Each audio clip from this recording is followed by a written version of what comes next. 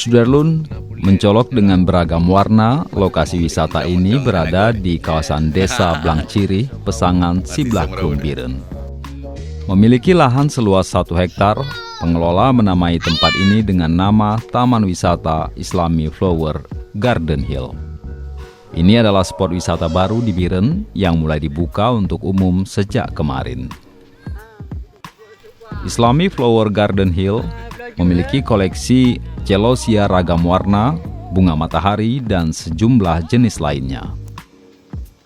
Lokasinya yang sedikit menanjak serta diapit pohon kelapa menjadikan tempat wisata ini makin enak dilihat atau untuk mengabadikan foto.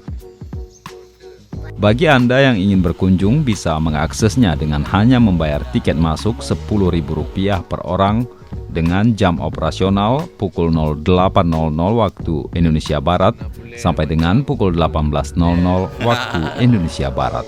Halo, selamat datang di Taman Bunga Wisata Islami di Kampung Blangciri, yaitu Taman Bunga Flower Garden Hill.